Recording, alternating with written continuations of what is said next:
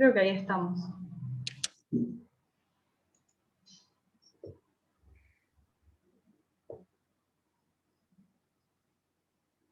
Cuando quieras, Juan Pablo.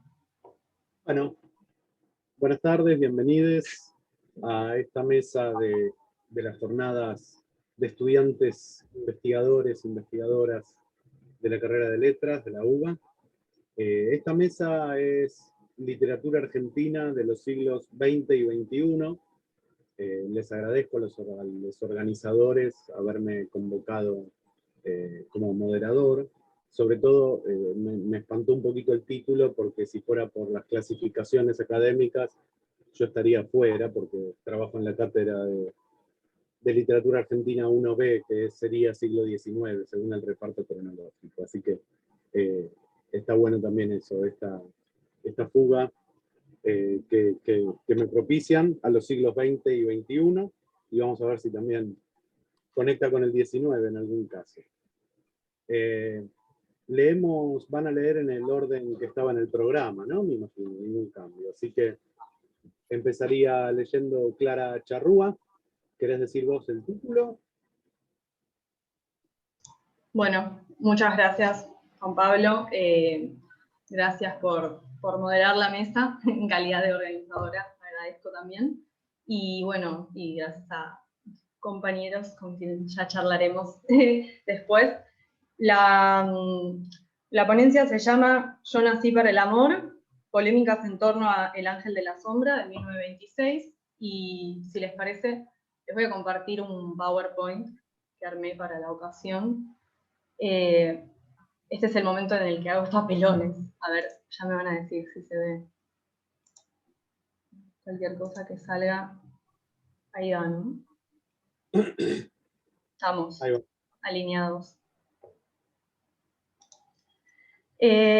Bueno, yo elegí estas, a ver si puedo poner pantalla completa. Perfecto. Bien. Elegí estas dos citas para empezar, digamos, porque creo que junto con el asunto del amor, como que nuclean, digamos, las tres problemáticas que un poco quería compartir hoy con ustedes, que es la cuestión del hogar, por un lado, la lucha, por el otro, y la situación de la mujer, si es que, ahora ya vamos a ver si es que existe tal cosa, ¿no? En singular, la mujer. Un poco para contextualizar, yo llevo esta novela El ángel de la sombra, que es la única novela de Leopoldo Lugones, a raíz de una lectura que estaba haciendo de literatura argentina y política de David Viñas, específicamente en un cotejo entre ediciones. Yo noto que él agrega al final de cada capítulo algunos lineamientos, algunas hipótesis de lectura en relación con la literatura producida por mujeres. Y me llama la atención que en ese contexto Viñas menciona a la única novela de Lugones como, digamos, un centro de un ecosistema que él me dice es un síntoma de la época, ¿no? Entonces, tanto ya sea como para hacer eco, para rechazar esta visión lugoniana de la mujer, o versión lugoniana de la mujer, esta novela evidentemente da cuenta de una serie de problemáticas que, como menciona también Viñas, dibuja un contexto sociohistórico, cultural, bastante complejo, bastante heterogéneo y bastante contradictorio. Viñas lo va a enlazar con la problemática de la ciudad.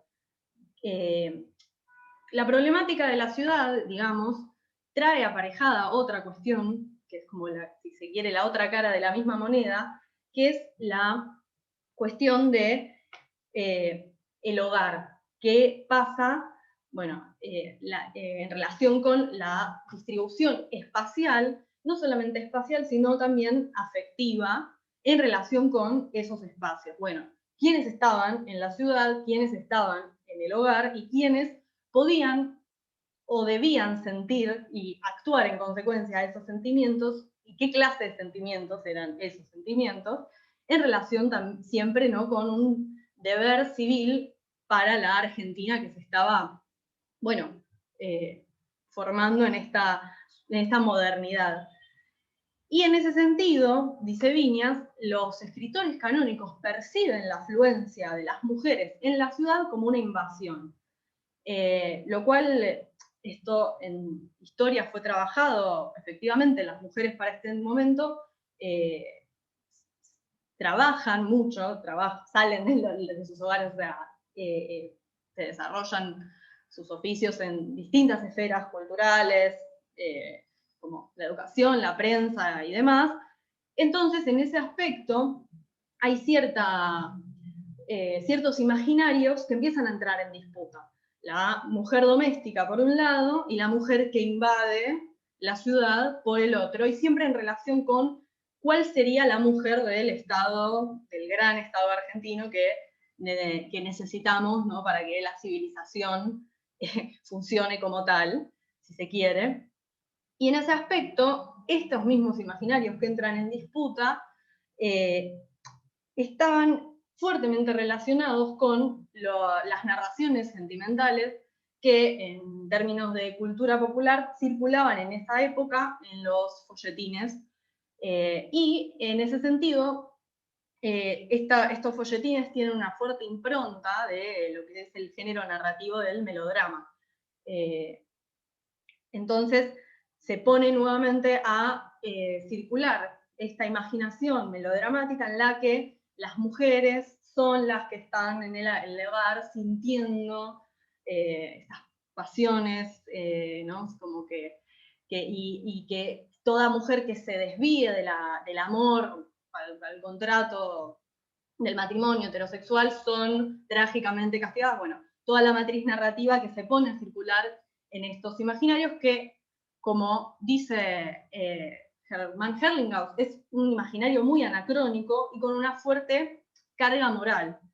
Pero no solamente, lo que es interesante, es que no solamente circulaba en estas esferas de consumo popular, sino que también, y acá no puedo pasar la Firmina, circulaban en otro tipo de intervenciones, en este caso periodísticas. En 1916, Leopoldo Lugones publica un manifiesto, un ensayo en La Nación, que se llama El problema feminista, en donde nuevamente aparece este imaginario de mujer doméstica, cuyo único objetivo es la procreación de hijos. Nuevamente acá aparece otra forma de amor que no es el amor matrimonial, sino el amor maternal, pero digamos, en este aspecto, la importancia que tiene este formato de amor es, digamos, el cable conductor para la civilización.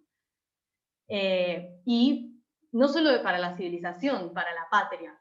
Entonces aparece fuertemente ligado en un deber civil, la mujer doméstica.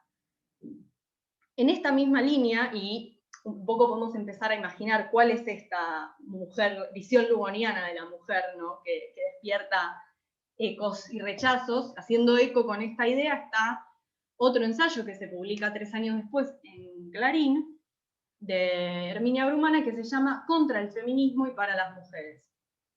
Otra vez aparece la cuestión de, bueno, ¿dónde interviene la mujer? Y lo que va a decir ella es, con el amor de madre, va a poder hacer más que saliendo a la calle en un parlamento, por ejemplo. En este momento, en este contexto histórico, había muchas discusiones en relación con, no solamente con los derechos civiles, sino también con el voto femenino. Entonces, había también, en relación con eso, una gran discusión sobre las alianzas, porque si se fijan acá, Herminia Brumana, y lo mismo hace Lugones en su ensayo, El problema feminista, hipotetizan que las alianzas entre mujeres podrían sacar a las mujeres de el ente subversivo del feminismo. Entonces eso es interesante porque habría como una dicotomía en la que el feminismo también entra en disputa. O sea, ¿qué era ser feminista en este momento? Las alianzas entre militantes, hombres y mujeres, también se podían presentar como feministas, porque sin ir más lejos, los hombres accedían concretamente a los puestos de representación parlamentaria y las mujeres no. Entonces, ¿cómo se da la lucha? Ahí nuevamente aparece la cuestión de la lucha, ¿cómo luchar? Entonces, por último, tenemos otro eco de la visión lugoniana en esta adhesión que hace el diario La Prensa, que es de carácter sumamente conservador. Fíjense que además, lo que a mí me resultó muy interesante es que Lugones, Brumana y este diario tienen filiaciones políticas muy diversas. Y todo estaba aconteciendo en el mismo momento. Entonces eso que dice Viña de contradicción y juxtaposición contextual, bueno, la verdad es que está haciendo ebullición. Y nuevamente aparece, por un lado, la cuestión esencialista de para qué nació la mujer, nació para amar, y cómo eso va en aras de la realización de la civilización y del porvenir nacional.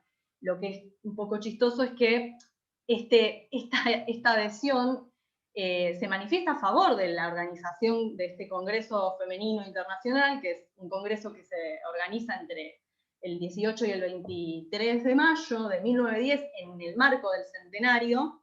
Entonces, esto sale 2 días antes, manifestándose realmente a favor, como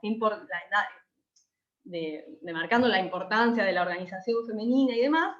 Y bueno, justamente aparece nuevamente el tópico del amor, que después ya vamos a ver un poco más adelante, es un poco artificial.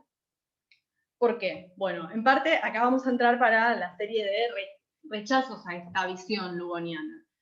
En este texto, Pionera Historia de la Literatura Argentina, en la parte en la que Rojas escribe sobre su época, digamos, porque esto sale en 1917, o sea, sobre sus contemporáneos modernos, le dedica un capítulo a las mujeres escritoras y un poco desarma esta dicotomía entre civilización y hogar, ¿no? Como la mujer que se preocupe por la civilización tiene que estar en el hogar y no puede intervenir en otros espacios. Y lo que dice justamente por eso, porque le interesa la civilización, interviene, ¿no?, en el espacio de las letras. Y desarrolla después toda una serie de mención, una serie de escritoras y de mujeres que fueron importantes para la cultura de su tiempo y de tiempos anteriores, finales del siglo XIX, y ahí ya Juan Pablo después me va a ayudar. Y entonces dice, bueno, el amor doméstico fue una materia narrativa muy interesante, pero en ningún momento separó a la mujer de su empresa militar junto con el varón en la construcción de la ciudad de Buenos Aires. Estoy glosando, no estoy citando textualmente, pero bueno, la cita está en este mismo capítulo de las mujeres escritoras. Y otro dato interesante, y acá vemos cómo esta cuestión del amor nuevamente aparece como artificioso, como tópico femenino por excelencia, es que en los temas que se difundieron como prioritarios para tratar en el Congreso Femenino Internacional, recuerden, esto fue en 1910, bueno, están glosados en estos 7 temas. Fíjense que el que más ítems tenía era la sociología. Y efectivamente en la parte de letras, esto de todas maneras la información está en la encuesta feminista argentina, está en internet, también las actas las pueden consultar, todo esto es de difusión pública. Y lo interesante es que todo lo referido al hogar y a la materia, más que nada en relación con la maternidad y el matrimonio, estaba en este ítem de derecho, porque se proponían ciertas reformas al Código Civil que le permitían a las mujeres, por ejemplo, designar otros tutores legales para sus hijos y demás, pero en ningún momento, digamos, el tópico del amor aparece como prioritario, y sí aparecen estos otros. En ese sentido, y sobre esto también se puede entretejer una serie de rechazos, y realmente rechazos muy activos a esta visión lugoniana, son las intervenciones de las y los militantes anarquistas, tanto en la prensa como en la difusión de algunos materiales de educación sexual integral, como por ejemplo fueron Generación Consciente y Huelga de Vientres, un montón de folletos que eran entre informativos, militantes y también muy poéticos, y también alianzas estratégicas con editoriales como Ángel Zuccarelli o Claridad y Argonauta, y una denuncia no solamente a los ideales de amor romántico, matrimonial. Cuando ellos dicen amor romántico tiene que ver con el amor que está hecho para el contrato matrimonial, no tiene que ver con el amor en otros términos, y sobre todo de los estereotipos que se figuraban en la novela semanal. Entonces, hay una, digamos, una denuncia activa con estos imaginarios, y nuevamente estos imaginarios que están en disputa, pero están en disputa, como ya vimos, en todas estas esferas, y también en la literaria. O sea, ahora volvemos a nuestro querido Lugones. ¿Qué pasa con El ángel de la sombra? Cuando leí la novela, a mí me pasó algo muy loco, porque yo me esperaba un personaje femenino, la protagonista es mujer, y me esperaba un personaje femenino digamos, que responda a todos estos estereotipos de género, de mujer, la bella, ¿no?, empedernida, romanticona. Y la verdad es que el personaje de Luisa, que es la protagonista, es un personaje que tiene mucha agencia. Ella se enamora de su profesor de piano, que le lleva como el doble de edad y es de otra clase social, y ahí de nuevo aparece la matriz del melodrama. Entonces hay un amor imposible, pero toda la trama está, digamos, activamente llevada adelante por el personaje de la mujer, y que además, algo muy interesante sobre este personaje es que ella reniega del nombre que le ponen su madre. La madre le pone Eulalia, como la marquesa conocida de Rubén Darío. Entonces hay un diálogo explícito en la narración con esta tradición, y ella se cambia el nombre y se pone Luisa. Entonces hay un primer acto de rebeldía ante ese rechazo, y eso, obviamente, en la diégesis de la novela justifica ese desenlace trágico que también responde al género melodrama de, bueno, ella termina muerta. De todas maneras, Lugones, de hecho el narrador se llama Lugones, justifica todo esto con una cuestión medio de las ciencias ocultas, hay los ángeles, ella en realidad es un ángel, entonces por eso está bien que la maten, bueno, toda una serie de cuestiones que es muy interesante analizar, pero a mí lo que me llamó la atención es, ¿qué es esta visión? O sea, ¿cuál es la visión lugoniana de la mujer? Porque esta mujer no es una sumisa, pero en todas las escenas amorosas de la novela, que son varias, con su amante, que es su profesor, sí se porta como una sumisa.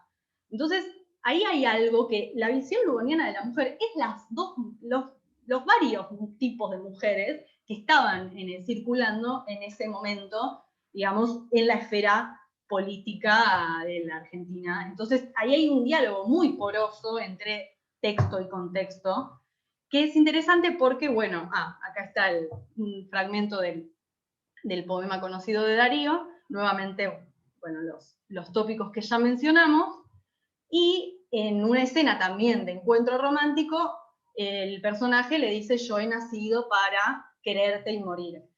Que es después podemos ver cómo Storni hace una apropiación irónica de ese yo nací para, ese destino naturalizado para las mujeres. Pero se juxtapone a la cita del epígrafe que teníamos, que era: yo quise luchar en este siglo activo, pero no puedo porque nací para el amor. Es una apropiación completamente irónica que hace Storni. No es que ella, no es como el personaje de Luisa, que de verdad lo quiere a él y se muere para hacerlo inmortal. Y en ese aspecto podemos ver en la literatura de este mismo año dos radiografías también urbanas que hacen causa de esta distribución social del espacio en relación con los géneros y con los dispositivos amorosos. En este caso, en el caso del juguete rabioso, los hombres son los que se van de amoríos y las mujeres espían detrás de la ventana. Y en el caso de Salvadora, bueno, podemos ver cómo las mujeres están afuera en la calle, están en retiro, y en este cuento que se llama El Quinto, que está incluido en este libro, se llama El vaso intacto, también lo que separa, digamos, la matriz melodramática está presente, y lo que separa a las dos mujeres, a la narradora con la mujer que se enamora, es la clase social y el detalle muy lindo de este cuento es que, bueno, retrata un amor entre dos mujeres, como imposible. Entonces la matriz se mantiene también, no así en El juguete rabioso, pero aparece, digamos, tangencialmente como escenario. También cuando la madre de Silvio Astier lo envía a su hijo a trabajar y ella se sienta en la máquina de coser, porque ella no puede salir a trabajar. Bueno, eso, hasta acá.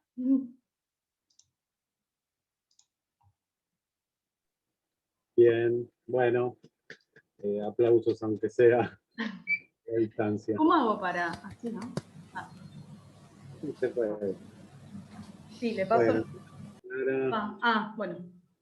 ¿qué? No. Estuvo muy claro, se escuchó bien, por lo menos yo. Y bueno, continuamos con el trabajo que nos va a leer Cintia Meijide. Así que te escuchamos, después conversamos de todos. Bueno, hola a todos. Para empezar, me voy a disculpar porque yo no hice tan bien la tarea y si bien había armado un apoyo visual para, para la presentación, tengo el problema de tener que leer mi trabajo en la misma computadora de la que debería compartir el PowerPoint, en fin, cosas que no contemplé.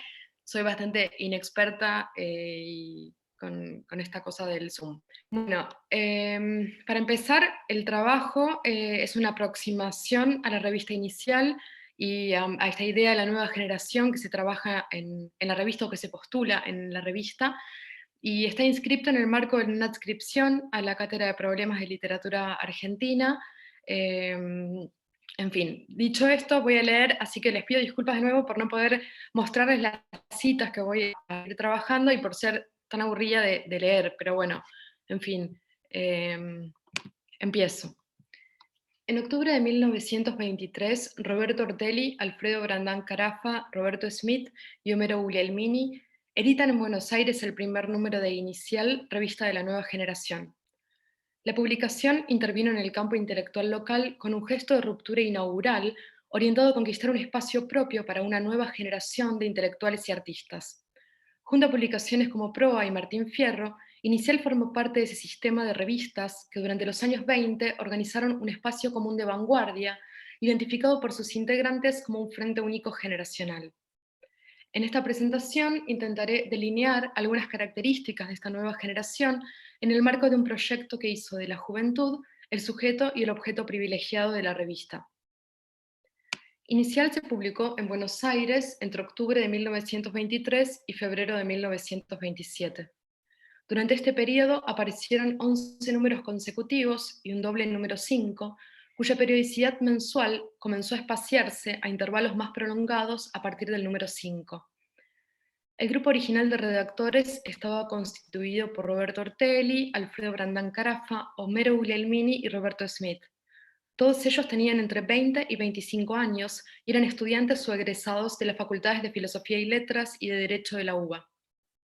Entre sus colaboradores se cuentan los nombres de Jorge Luis Borges, Cayetano Córdoba Iturburu, Santiago Ganduglia, Raúl González Tuñón y Ezequiel González Lanuza. Una primera periodización de la publicación permite identificar una ruptura en el grupo de redactores a partir de 1924. Disputas apenas señaladas por Brandán Carafa como divergencias ideológicas y sentimentales motivaron la aparición de 2 números 5 en abril y en mayo del 24 y el alejamiento de Brandán de la redacción de la revista. ¿Se escucha bien? ¿Hola? ¿Se escucha? Sí, se escucha. Un poquito, No, porque pero... me dice que mi conexión es inestable. Sigo. Entonces, en lo sucesivo, Brandán va a participar junto a Borges, Guiraldes y Rojas Paz en la fundación de la segunda proa, quedando Inicial en manos del grupo nucleado en torno a Guglielmini. En un artículo publicado en el 92, Beatriz Sarlo señalaba que la historia de las vanguardias latinoamericanas podría hacerse a través de las revistas. En las últimas décadas, diversas investigaciones han atendido a la configuración del campo intelectual en la década del 20 a través del estudio de esos laboratorios estéticos e ideológicos que conformaron la constelación de revistas de vanguardia.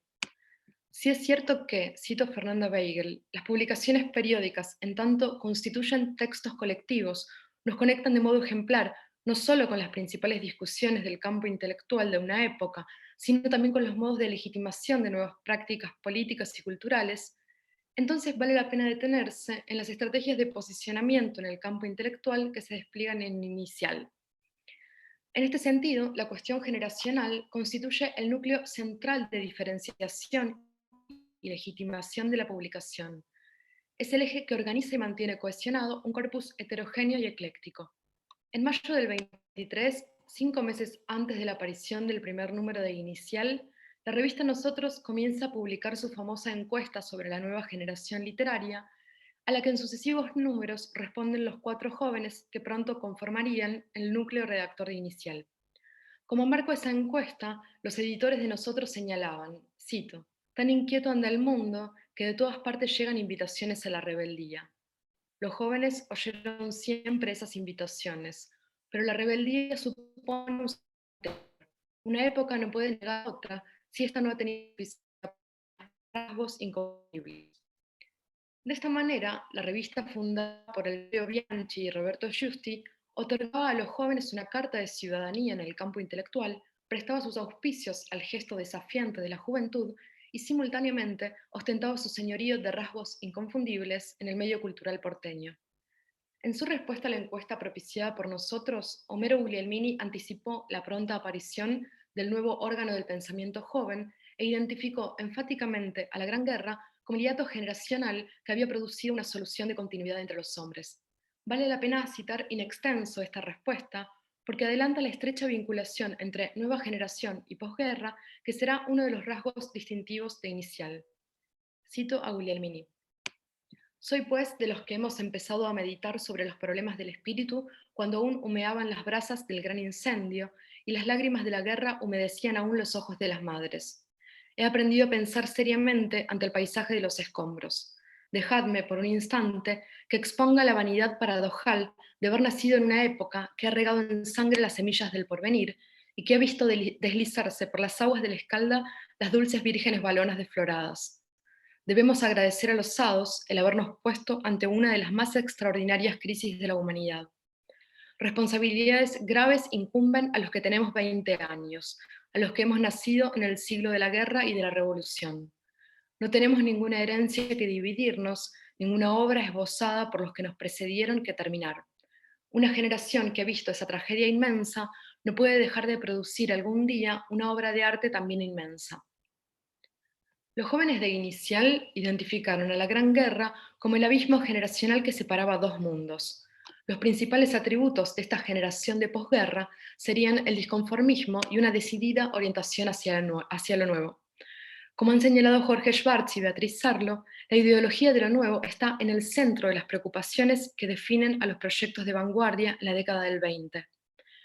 La nueva generación que se perfila en Inicial imagina su origen y fundación en un acontecimiento de alcance global como la Primera Guerra Mundial, cuyas consecuencias políticas, ideológicas y estéticas se tematizan ampliamente en las páginas de la publicación. Asimismo, la pertenencia universitaria de los jóvenes redactores dibuja otra zona de ruptura generacional de alcance continental. Inicial se presenta como una revista de posguerra y simultáneamente como un órgano de los jóvenes que protagonizaron la reforma universitaria, a la que Carlos Cosio caracteriza como la primera obra colectiva, o por lo menos la más grande, de la nueva generación. Tanto Oscar Terán como Fernando Rodríguez han matizado las evaluaciones críticas sobre la década del 20, que tienden a privilegiar en el análisis los aspectos locales de relativa bonanza económica y estabilidad institucional como justificación de un presunto moderatismo ideológico en los proyectos de las vanguardias locales. En efecto, si algo no hay en Inicial, es moderación. En el nombre de la publicación se fragua un origen y se anuncia una novedad que se pretende radical. La nueva sensibilidad, que funciona como el par complementario e indefinido de la nueva generación, habilitará la incorporación ecléctica a las páginas de la revista de elementos de fuerte reacción al positivismo, como el vitalismo de Bergson y Nietzsche, el decadentismo de Spengler combinados a veces de manera sorprendente para el lector del presente, con tópicos fascistas, arielistas, antisemitas, americanistas, elementos modernistas y de las vanguardias estéticas como el futurismo, el ultraísmo o el expresionismo. Inicial no fue una revista exclusivamente literaria ni artística. En sus 12 números, la literatura, la crítica teatral y plástica conviven con exámenes filosóficos y consideraciones políticas que no arman un programa consistente. Los jóvenes que escribían en Inicial tuvieron plena conciencia de las inconsistencias y fluctuaciones ideológicas y estéticas de su empresa editorial. Ellos mismos señalaron que el mundo era un gigantesco laboratorio y, en consecuencia, los textos agrupados en las páginas de la revista dejaron constancia de la ansiedad analítica con la que examinaron todas las excitaciones contemporáneas, por lo que resultaría ocioso e improductivo pretender estabilizar ideológicamente a la publicación, adjudicándole una arquitectura orgánica y coherente de la que carece. Basta decir provisoriamente que Inicial fue una publicación antiliberal y antipositivista, pero las configuraciones específicas de estos discursos fueron propias de un banco de pruebas. Sus páginas están plagadas de ensayos y errores, de avanzadas y repliegues, que muchas otras experiencias del periodo de entreguerras. La mejor síntesis de la ansiedad por la novedad y del carácter experimental y contradictorio de la publicación la ofrece Carlos María Onetti en un artículo sobre Anatole France. Cito: "La Gran Guerra y la Revolución Rusa han conmovido principios que parecían como dogmas y resultaron opiniones. Vivimos en el caos, un enjambre de teorías artísticas, puntos de vista científicos, de corrientes sociales, de construcciones filo o pseudo-filosóficas, nos envuelve mareándonos. La recrudescencia del fervor religioso, la reacción dictatorial, el entusiasmo deportivo son signos del tiempo. En una palabra, la búsqueda de algo nos hostiga". Esta caracterización del presente histórico nos ayuda a comprender las decididas contradicciones y ambivalencias que se registran en la revista y que han concentrado la atención de la crítica. La decisión de intervenir en el campo intelectual estuvo orientada por una constatación que se mantiene, no sin matices, en los sucesivos números de Inicial. Una vez finalizada la Gran Guerra, cito: "Europa nos da la sensación de algo que termina, Europa declina, Europa nos contempla desde su cansancio". La caracterización desencantada de los destinos de Europa corre pareja a la consolidación de una imagen de América como continente del futuro, apartado de la fatalidad y de la violencia. En el primer número de la revista, Brandán Carafa apunta, cito: "Mientras la hora de América parece haber sonado y nuestra juventud promete a Europa muchos siglos de supervivencia todavía, la nueva civilización y el nuevo renacimiento surgirán en los márgenes del Plata. La confirmación reiterada de la decadencia del viejo continente, acompañada muchas veces por una sobreactuación de orfandad, no implica que los jóvenes intelectuales y artistas no continúen su diálogo con las novedades del pensamiento europeo y busquen maestros entre los viejos exponentes de la cultura local. Definida laxamente en términos etarios, la juventud reunida en torno a una nueva sensibilidad es el sujeto colectivo que antagoniza con los viejos.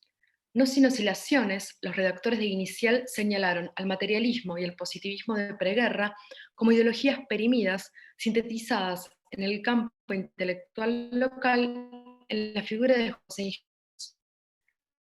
Desde la revista hay lugar para a Martiriya, a Gálvez, Cruzac, Pairó y al ventrílocuo y poéticamente detestable Lugones.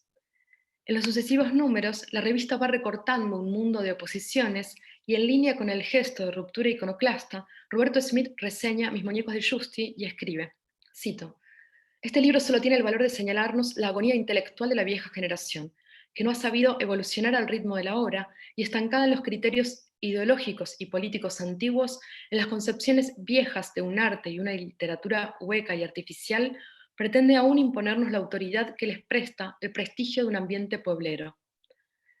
Ese ambiente pueblero que caracterizaría las instituciones y publicaciones por las que circulaban los intelectuales del centenario y que Inicial pretende expandir con una voraz incorporación de novedades, ilumina otra zona de la pertenencia generacional en tanto agrupamiento biológico, para decirlo con un adjetivo caro a la semántica de la revista. En 2 artículos aparecidos en los números 1 y 2, firmados por Alejo Díaz, quien se presenta a sí mismo como un joven de 29 años y 9 meses de edad, humilde maestro de escuela de una lejana provincia argentina, se describe con sorna y humorismo la situación de la juventud extraporteña. En Chepes, La Rioja, los escritores y literatos fundadores de un presunto movimiento de renovación estética denominado carpinchismo son boticarios, carniceros y maestros que confunden a Benedetto Croce con algún vecino de Alta Italia. Frente al ambiente pueblerino de Chepes, que consagra maestro y jefe de la renovación estética a un carnicero, los hombres de Inicial inscriben su voluntad cosmopolita, americanista y fundamentalmente urbana, al tiempo que buscan posicionarse como esa minoría egregia de jóvenes adelantados, muy en sintonía con la caracterización orteguiana de la nueva generación. Pero si en una coordenada temporal la generación se define como un corte de minorías orientadas a lo nuevo, también implica una territorialización. Se escribe desde Buenos Aires con un horizonte que a partir del número 6 comenzará a perfilarse americano. En el artículo que inaugura el primer número de la revista, los redactores definen destinatarios y antagonistas. Cito: Inicial será el hogar de toda esa juventud dispersa que vagabundea por las publicaciones y revistas más o menos desteñidas de nuestro ambiente, sin encontrar donde pueda elevar el tono de su acento a la altura de sus propias convicciones. Una vez consumado el gesto inaugural, en el número 3 de la revista aparecen los nombres de maestros e intérpretes de la nueva generación. José Ortega y Gasset y Ricardo Rojas les ofrecen argumentos para afirmar la irrupción de los jóvenes en la arena intelectual. El filósofo español les proporciona la justificación filosófica de las nuevas inquietudes, en particular con su idea de las generaciones desarrollada en el tema de nuestro tiempo. En un artículo publicado sin firma en el número 3, se sentencia de manera categórica: Ortega y Gasset nos ha proporcionado la fórmula. En el ámbito local, la fórmula orteguiana se complementó con los auspicios que Ricardo Rojas ofreció a la nueva generación en un extenso artículo del mismo número titulado Ricardo Rojas y la nueva generación. Inicial recoge fragmentos del discurso pronunciado por Rojas con motivo del homenaje celebrado por la revista Nosotros, el Ateneo Universitario y el Centro de Estudiantes de Filosofía y Letras ante la publicación de su Historia de la Literatura Argentina. En esa ocasión, Rojas señaló: yo afirmo que una nueva generación espiritual ha llegado para entrar en la historia argentina, y emparentó los esfuerzos de los jóvenes presentes con los de la generación del 37. Esta actualización de su profesión de fe en la nueva generación fue celebrada por Inicial. Cito: ningún hombre entre nosotros ha sabido como Rojas interpretar el presente movimiento espiritual. Nadie mejor que él ha sabido explicarnos cómo lo que parece desorientación es ansiedad de rumbos, en medio de caminos intrincados, que lo que parece negación iconoclasta es vislumbre de nuevas arquitecturas, que el aparente esnovismo y novelería es insatisfacción de espíritus inquietos que se sienten apretados dentro de las antiguas formas. Este reconocimiento a los viejos, que ayudan a interpretar, explicar y dar forma a un caos estético e ideológico tan real como aparente, se complementa, no sin contradicción, con la creación de una escena de orfandad y de vacío en el campo intelectual que los obliga a remontarse a la generación del 37, para encontrar un antecedente a su proyecto generacional. En el mismo sentido que la respuesta de Guglielmini a la encuesta de Nosotros, Julio B. González recrea en el número 7 las características de este vacío. Cito: al nacer, la nueva generación no recibió de sus antecesores inmediatos ninguna herencia para acrecentar, ni encontró maestros a quienes seguir. Por eso decía que al dar su primer paso se detuvo en actitud de perplejidad. Era como un ser que se encontrase llamado a vivir una vida sin origen, en un ambiente sin atmósfera. En la interpretación que ofrece González, la generación del 80 tuvo que consagrarse a una tarea eminentemente práctica: realizar la ardua labor de organización del país, lo que paradójicamente implica en su argumentación una ruptura de la continuidad histórica con los hombres y las ideas de la Asociación de Mayo. El antecedente inmediato de una generación excesivamente práctica los impulsa a retomar el hilo y a interpretar por segunda vez el ideal de Mayo. En medio de un escenario simulado, a veces artificialmente vacío y por momentos poblado de enemigos y antagonistas, los jóvenes de Inicial enunciaron una voluntad de acción que pretendió trascender el proyecto editorial para extender la novedad generacional hasta la arena política. Como ha señalado Alejandro Eugen, Inicial diseñó, cito, un campo de conflicto lo suficientemente amplio como para dejar toda herencia del pasado en ruinas, pero sin tener demasiado claro qué deseaban construir. Ese espíritu iconoclasta revelaba que ya antes de desatarse la crisis política y económica de los años 30, se había abierto en la Argentina una brecha ideológica respecto del pasado y contra sus herederos del presente que parecía prácticamente imposible de salvar. Para finalizar, me gustaría revisar brevemente el lugar que ocupan las vanguardias estéticas en las páginas de la revista. Por su mayor politización y diversificación temática, Inicial es una publicación difícil de colocar al lado de otros proyectos editoriales del período, como Proa o Martín Fierro. Asimismo, por sus insinuaciones fascistas e idealistas y su fuerte colocación universitaria, difícilmente puede ser leída en una serie lisa con los pensadores, claridad o extrema izquierda. No obstante, los nombres, los temas y las inquietudes que pronto definirían dos zonas de la literatura argentina en la década del 20 se cruzan en las páginas de Inicial. Allí Borges escribe sobre la generalización de lo intenso, operada por el expresionismo alemán. Roberto Ortelli celebra lo que hay de poética ultraísta en Fervor de Buenos Aires. González Lanuza señala la excelencia de la fórmula que proclama el arte por el arte, al mismo tiempo que Álvaro Junque condena a la sociedad capitalista y a la teoría del arte por el arte como responsables de la estupidez sensiblera del teatro local. Roberto Smith proclama A Tinieblas de Elías Castelnuovo como el libro que todos hubiéramos querido escribir, saludando la representatividad de los obreros, prostitutas, vendedores de diarios y atorrantes que transitan las narraciones, y Castelnuovo encomia la obra de Facio de Ebecker porque en sus dibujos logra asignar al arte una misión sociológica de comunión y de redención humana, sin la cual el arte no tendría ninguna razón de ser. A la par, los redactores de Inicial celebran la creación de la Asociación Amigos del Arte, en tanto el establecimiento de agrupaciones de tipo netamente europeo proporcionan un envión a los intentos de elevación cultural.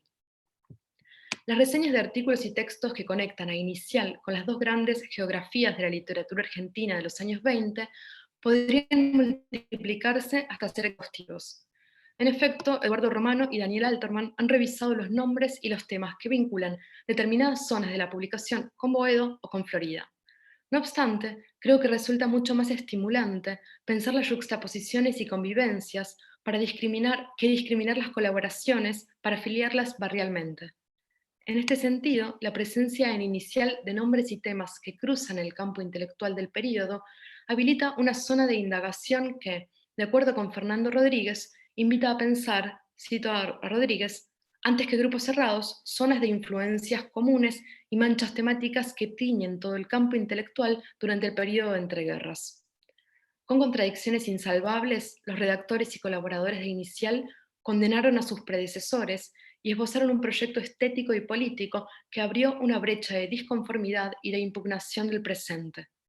10 años después de su paso por Inicial, Borges señaló con sorna las pretensiones juvenilistas de la década del 20 y en las nuevas generaciones literarias escribió: tuvimos el arrojo de ser hombres de nuestro tiempo, como si la contemporaneidad fuera un acto difícil y voluntario y no un rasgo fatal. Terminamos con eso. Bueno, gracias Cintia. Gracias a ustedes por escucharme y por soportar las citas que a veces se hacen muy pesadas en la lectura. Está bien.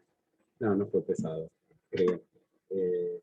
Bueno, pasamos a la tercera ponencia de Leandro Fernández. ¿Estás listo? Dale. Hola a todos, a todes. Espero que se me escuche bien. Sí. Perfecto. Tengo para compartir un archivito, más que nada como una guía de lectura. Es la primera vez, así que voy probando. Ahí va, espero que se vea bien. ¿Se ve bien? Bueno, yo soy Leandro Sebastián Fernández, soy reciente graduado de Letras. Estoy recontento de poder participar y compartir lo que estuve haciendo en la descripción de Teoría de Análisis Literario, bajo la dirección de Diego Peller. Mi trabajo es sobre revistas literarias y culturales de provincias, o sea, lo que habitualmente decimos como el interior, o sea, fuera del ámbito porteño.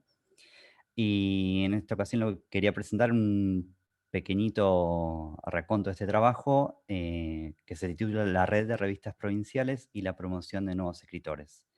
Daniel Moyano, Juan José Saer y Héctor Tizón. Bueno, acá hay fotitos de los escritores. Creo que todos más o menos los ubicamos, los leímos o sabemos de ellos. No es tan evidente lo que voy a tratar ahora, que es lo que postulo como red de revistas literarias culturales, porque es una hipótesis con la que estoy trabajando que me permite dar cuenta a todo un gran cúmulo de intercambios interprovinciales de escritores, artistas, intelectuales, que se dio a lo largo de la década del 50 hasta más o menos el 63, pero sobre todo a partir del 55, que es el recorte que voy a hacer ahora para hablar de estos escritores. Es una coyuntura política muy particular, ya voy a hablar sobre eso. La idea es que todas estas revistas, a través de diferentes mecanismos, entablaron una red federal de publicaciones que no fructificó en una organización, una institución, sino que se dio de hecho, sea a través de relaciones personales o de las que se generaron a partir de la publicación de colaboración, etc. Voy a leer mientras tanto, voy a ir alternando. La idea inicial es que estas revistas, que comienzan en los 50, se ofrecen como espacio de publicación en lugares donde había muy pocos canales de publicación. Si nos corremos un poquito del mapa porteñocéntrico, por decir así, y vemos cada provincia, en muchas de ellas no hay en la prensa provincial una página o un suplemento destinado a la literatura o a difundir nuevos autores locales. En muchas ocasiones no hay editoriales, porque la concentración de editorial se está dada en la ciudad de Buenos Aires. Por lo tanto, se dificulta el acceso de los escritores locales a editar sus primeros libros. En otras ocasiones, incluso no hay librerías o los libros comparten su espacio con otro tipo de bienes que no tienen la misma lógica simbólica y monetaria. Y estas revistas vienen a suplir, en parte, ante este escenario, ofrecer un espacio para visibilizar las obras locales.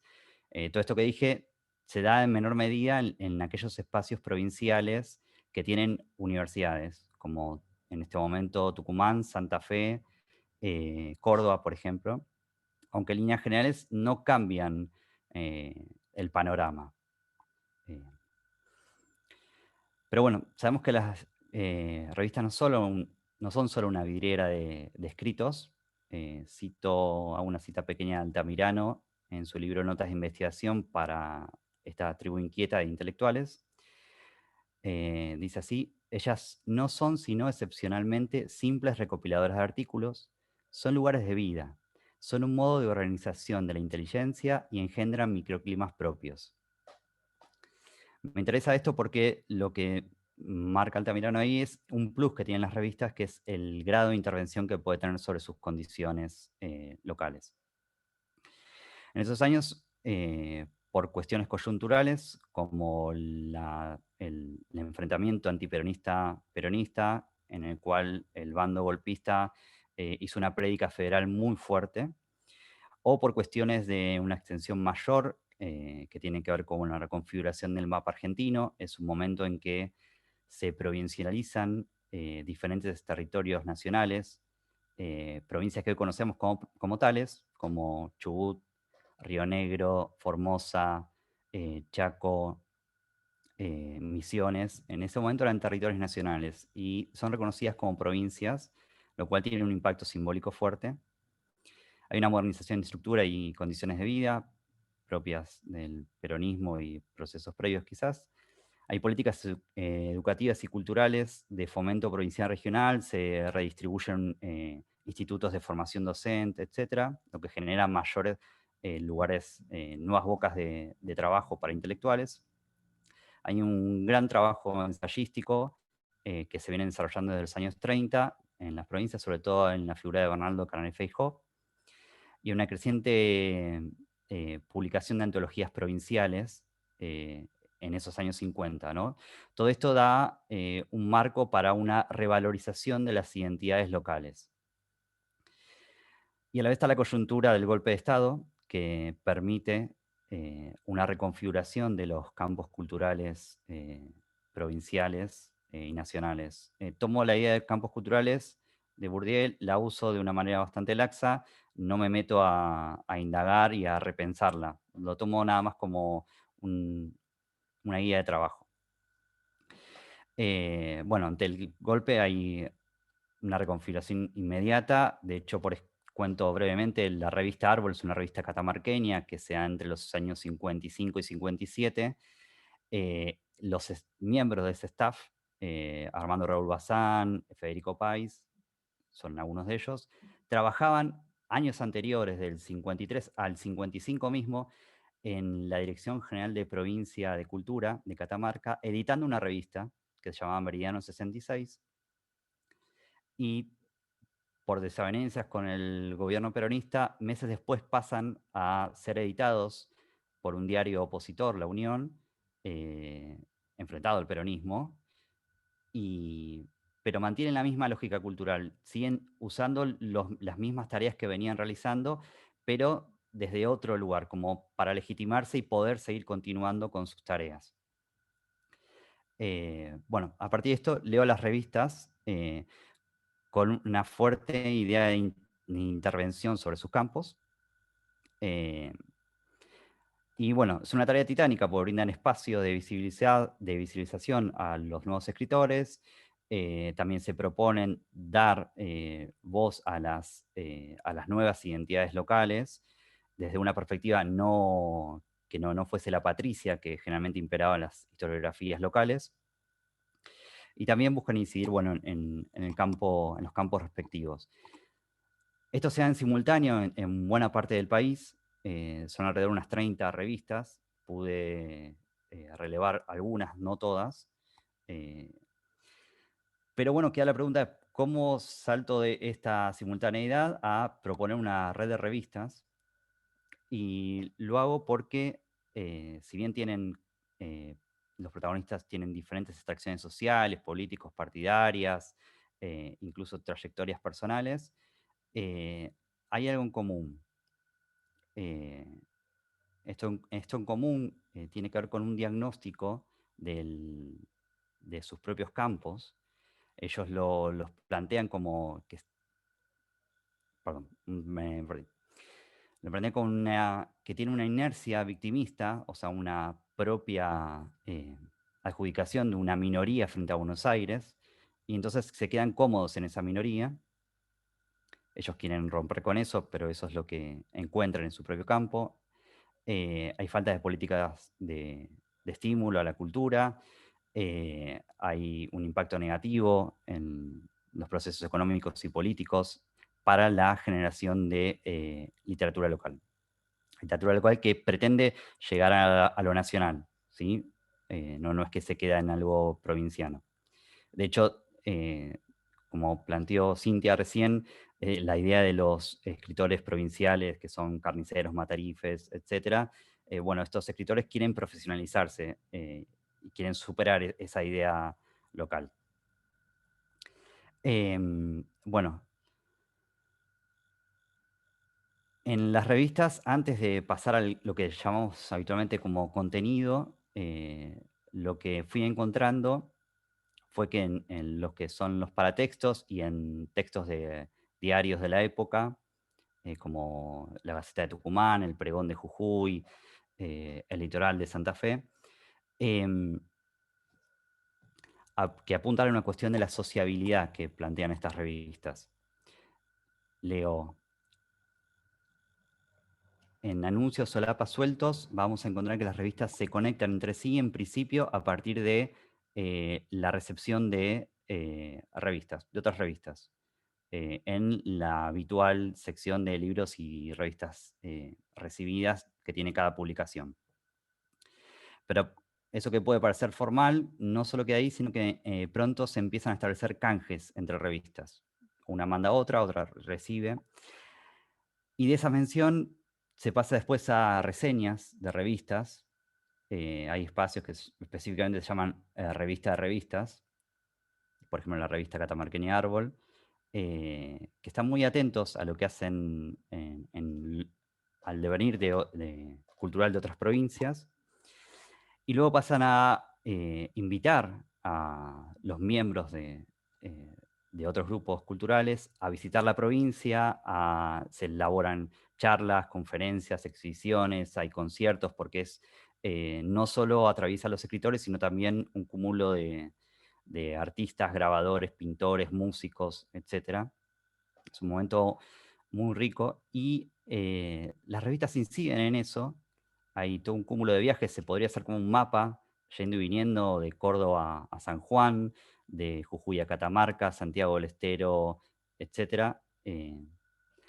Con esa cuestión del viaje que tiene que ver también con la sociabilidad intelectual. Las revistas además establecen suscripciones y a veces las mismas revistas entre sí espejadas establecen como representaciones para recibir avisos para publicar, por ejemplo, en Córdoba, y a la vez para distribuir, aun cuando no participen específicamente con notas o poemas. Brevemente, una revista Tarja de Jujuy, uno de los directores, Calvetti, oficia de una revista santiagueña, Dimensión, con la cual con el director Francisco Santucho tiene una relación personal, y oficia él en Jujuy recibiendo todas aquellas suscripciones que quieran conocer la revista Dimensión. No es el único, pero lo cito como un ejemplo más bien claro. Así que bueno, se establecen ciertos circuitos de circulación de artistas y escritores. No siempre coinciden con circuitos regionales previos, aunque sí puede, esto todavía no lo ahondé, con circuitos y redes político-partidarias.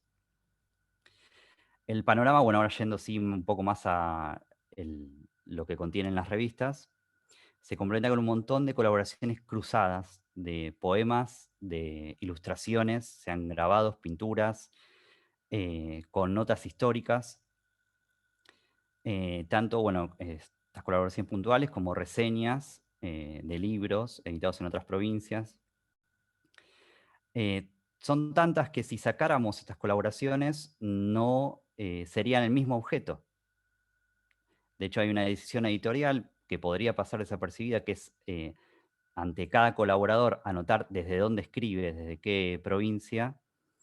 Es una decisión que en este contexto de entablar relaciones por fuera de Buenos Aires sin necesidad de pasar por Buenos Aires, tiene otro gusto, y sobre todo cuando las revistas empiezan a referenciar entre sí como, por ejemplo, Andrés Fidalo, que es un escritor de la revista Tarja, aparece en la revista Laurel y figura como Jujuy, revista Tarja.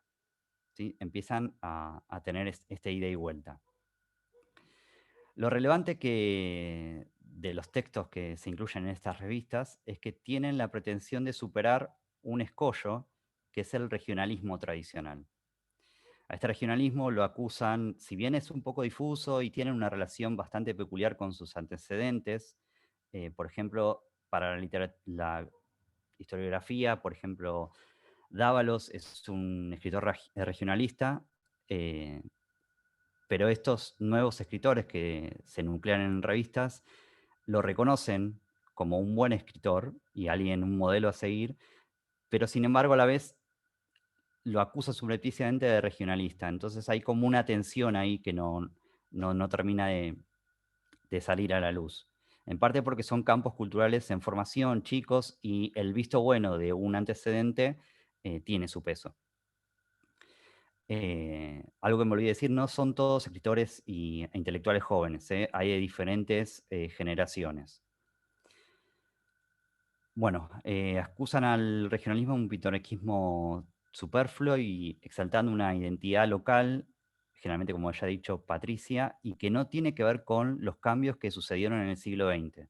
Están lejos de lo contemporáneo.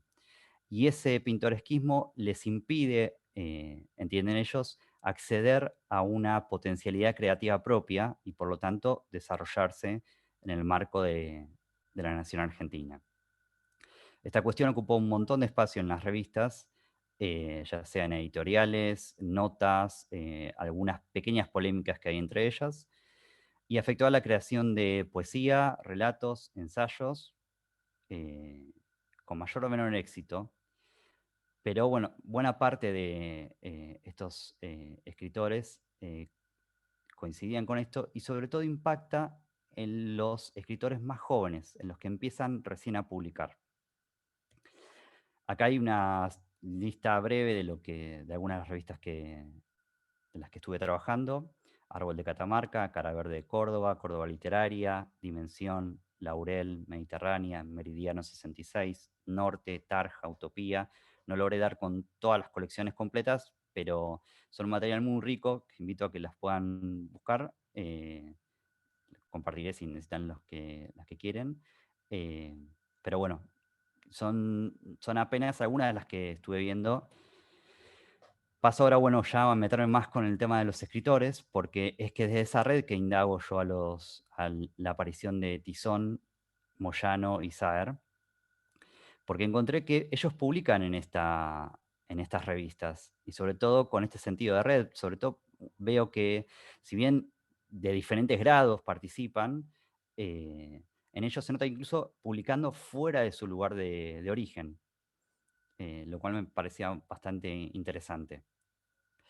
Me interesaba, bueno, que esta red en algún punto ofreció un espacio de difusión a estas nuevas escrituras y también un marco acorde de lectura para ellas. Lo digo porque al principio de la década siguiente, en este libro que se ve en la filmina, de Daniel Moyano, La lombriz, es su tercer libro de cuentos, es el primero que publica en Buenos Aires, y lleva un prólogo de Augusto Roa Bastos, una figura bastante peculiar en esos años, muy movediza. Es un escritor paraguayo ya reconocido, no es una figura central, pero tiene mucha llegada en los nuevos escritores. Acá dejo una cita de ese prólogo. Lo que me interesa es que marca que, bueno, Moyano se ubica de entrada en los valores más representativos de las últimas generaciones de la narrativa del interior, y entre los nombres que da está el de Saer y el mismo Moyano, y más adelante nombra que hay algunos sin obra reunida en libro, pero que él conoce, lo cual me genera, bueno, cómo conoce Roa Bastos, cómo circulan esos textos aún inéditos, y una de mis hipótesis es que circulan en las revistas y que Roa ha tenido conocimiento de ello. Y en la última oración marca que por caminos técnicos, estéticos e ideológicos diferentes, escritores entre los 20 y los 40 años, sin formar grupos ni escuelas, han coincidido en la preocupación común de superar las limitaciones del regionalismo, que es más o menos lo que vengo marcando que postulaban las revistas. Acá, bueno, dejo una imagen de los primeros libros de ellos, los libros iniciales. A partir de lo que son notas, biografías, entrevistas, tenemos una idea de cómo entraron al campo estos escritores. Moyano gana un concurso de cuentos en Córdoba por la editorial Asandri, y a los pocos años le publican el libro Artistas de Variedades.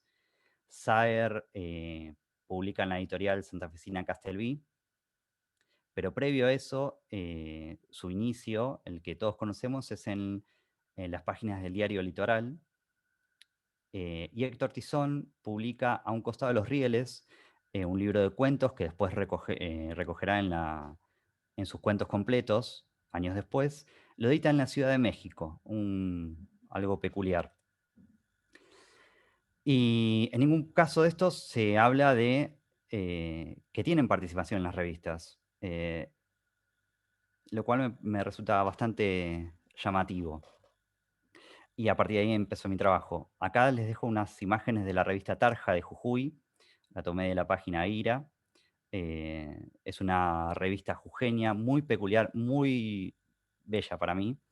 Conjuga arte y literatura. Ahí ven una serie de grabados. Acá pongo, bueno, paso a Tizón. Ahí Tizón fue un colaborador estable. De hecho, Es raro que no aparezca en sus biografías, porque se lo considera como un sexto hombre en Tarja, un sexto director. Esta es una de las revistas más extensas de las que trabajo, fue del 55 al 62. Y no solo fue una revista, sino fue una asociación cultural, tuvo su librería, su editorial, generó teatro de títeres allá, estableció giras, fue muy activa en el NOA, y también algunos de sus integrantes y directores participaron en revistas de Buenos Aires, a posteriori. Tizón participó acá con varias, a través de varias colaboraciones, con reseñas de diferentes escritores, aunque bueno, no me voy a expedir sobre eso mucho, pero se nota una beta americanista en algunos de estos, y una atención a la novelística más novedosa. Un ensayo que no fue recuperado, América, Esperanza y Sacrificio, y cuentos, Fuegos Artificiales, Un hijo del Cebú, El río, El llamado y Crónica de la Guerra Grande. Son cuentos que le permitieron una difusión, él los recopila después en México. Y lo que me interesa marcar para esta idea de promoción de nuevos escritores es que, bueno, no anoté ahí el número, es el número de Tarja número 6, publica ahí Crónica de la Guerra Grande, es un cuento muy peculiar porque es el embrión de su trilogía novelística que se publica ya avanzados los 60, en Buenos Aires ya, en los 60 y principios de los 70, que fue Fuego en Cansabindo, Sota de Bastos, Caballo de Espadas y El cantar del profeta y del bandido. El inicio de esa trama novelística está en este cuento, él mismo lo reconoce, aunque no habla de que lo publicó en la revista. Es de estos tres escritores el que mayor presencia continua tiene. Pasó a Daniel Moyano en la revista Mediterránea Córdoba, una revista ligada al PC y al socialismo, aunque no es orgánica. Ahí tengo el número 3 y 4, no anoté, es 55 y 56, tiene 9 números, dura hasta el 58 aproximadamente. En Mediterránea, si bien no como miembro de staff, pero aparece Daniel Moyano con un cuento, La Carta, que tampoco fue reunido en recopilaciones posteriores hasta donde pude revisar. Tiene una ilustración de Luis Saavedra, que era un dibujante, un pintor muy referido a esta revista, un referente de la revista Mediterránea. Para marcar, estaba en una página casi central y con una ilustración, o sea, le dieron cierta importancia a Moyano. Hay que ver si previamente no había alguna otra publicación. No es la única en la que publica Moyano, años después publica en la revista Cara Verde, y publica algo extraño, que es un poema, que no lo conocemos a Daniel Moyano como poeta, sino más bien como novelista y cuentista. Publica un poema pequeño, Daniel, El Niño, con un grabado también. No estaba el autor del grabado, así que nombro los grabadores y los ilustradores porque son revistas que tienen mucha ida y vuelta con la ilustración. Y hasta entonces se figura a Moyano como de Córdoba. Si bien él nació en Buenos Aires, desde chico estaba en Córdoba y se filia allí. Quizás estas revistas le sirvieron como carta de presentación al grupo Calíbar, que es un grupo de La Rioja. ¿Por qué digo esto? Porque el grupo Calíbar es un grupo artístico y cultural que desde el 54 está actuando y es muy movedizo en todo el interior. Tiene un montón de giras y presentaciones. De hecho, acá abajo figuran cómo los refleja en Catamarca, la revista Árbol. Tiene una nota sobre ellos y un grabado específico. Y quizás estas pequeñas intervenciones de Moyano en Córdoba le sirvieron de carta de presentación en Calíbar cuando Moyano migre a La Rioja en el año 59. Y en el año 59 publica Moyano en una revista cordobesa, Laurel, parece un galimatías, pero espero que me puedan seguir. Moyano, que acaba de mudarse a La Rioja, es publicado por la revista Laurel de Córdoba, en el número 22, en noviembre del 59, otra vez poemas. Una selección de poemas se llama Los Himnos, hasta ahora no lo vi recuperado en otro lado. Y lo interesante es que en el pie de página figura para Laurel La Rioja. No figura como cordobés, sino que se filia desde el lugar en el que está. Esto lo marco porque la revista Laurel, en su colección, aproximadamente el número 8, empieza a anunciar que va a haber una recopilación de escritores riojanos y uruguayos. Va a preparar un número especial. Y el número de escritores uruguayos figura en el número 15 aproximadamente, y el 22 hay varios escritores riojanos. Y Moyano, siendo cordobés, o semi-cordobés, figura como riojano, para marcar esta idea de la red, ¿no? De poder marcar la presencia de la revista con alguien, un escritor de afuera.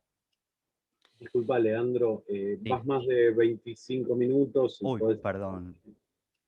¿Termino Disculpa, rapidito?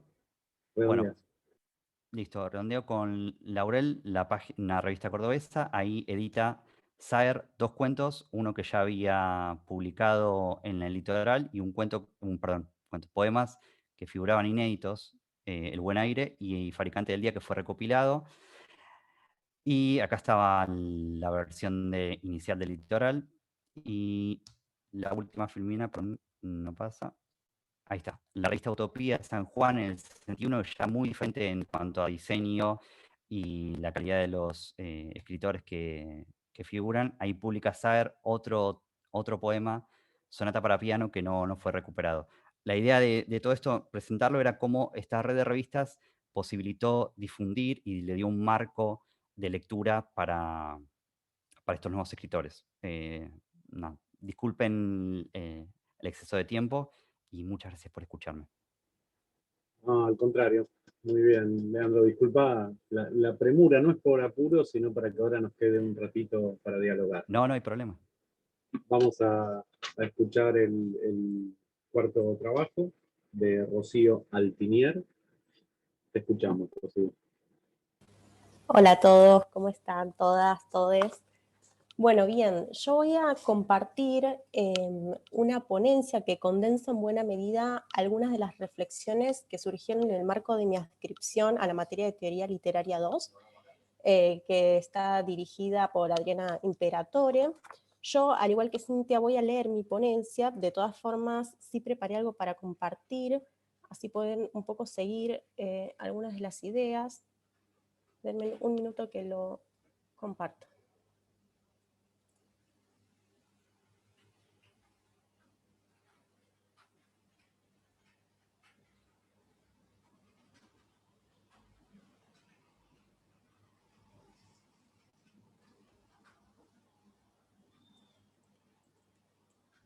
Bien, bueno, mi ponencia se titula Un barroco miserable para disputar los clásicos. Espero que se comprenda un poco mejor de qué va una vez que avancemos un poco con todo lo que yo les quiero comentar acerca de este proyecto. Bueno, muy bien, comienzo. La cuestión del canon literario ha sido objeto de numerosos recorridos críticos y teóricos que sería imposible reconstruir aquí en su totalidad.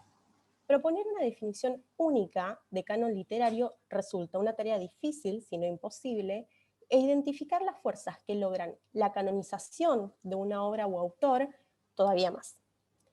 Desde una definición simple, por no decir simplista, de todas formas, se puede decir que el canon, en palabras de Enric Zulá, es una lista o elenco de obras consideradas valiosas y dignas por ello de ser estudiadas y comentadas.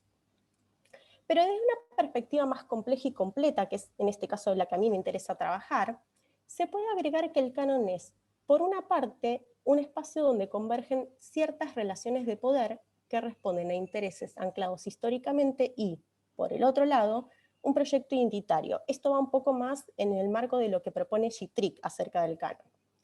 Siguiendo un poco esta misma línea, Barsi afirma que el canon es un producto amasado con selecciones y desprecios, con olvidos y memorias. Su fundamento va desde lo hedónico hasta lo programático ideológico. Los juegos de variados intereses, políticos, religiosos, sociales, operan en torno a él y lo moldean. Fin de cita. La serie de recorridos críticos que ha suscitado de unas décadas a esta parte, alrededor del canon es amplia e incluso ha encontrado particulares resonancias y reflexiones en la tradición crítica argentina. Algunas de todas las reflexiones aparecidas alrededor de este problema en el ámbito local resurgen además a la hora de abordar obras o escrituras nacionales contemporáneas que establecen diferentes vínculos y diálogos con el canon argentino. Si bien el tema central de este trabajo que yo les propongo hoy no es el canon literario per se, sí fue una problemática que fue reapareciendo continuamente a la hora de indagar ciertas formas de la reescritura que aparecen en un corpus específico que me propuse analizar, esta vez en el marco de la descripción que les contaba. Es el caso de las obras de la escritora argentina Gabriela Cabezón Cámara. En el marco de este proyecto de investigación que les comentaba, yo me propuse revisar la forma en que aparecían no solo ciertos procesos de relectura del canon en la obra de Cabezón Cámara, sino que también, y de forma simultánea, me interesaba analizar los singulares procesos de reescritura que se exhibían en sus textos. En un primer momento, uno de los objetivos de ese proyecto era analizar la forma en que aparecían resignificadas ciertas representaciones de la violencia que conformaban un espacio significante ineludible en la tradición literaria argentina. Sí, tal como afirmó David Viñas, la literatura argentina emerge alrededor de una metáfora mayor, la violación, dice él.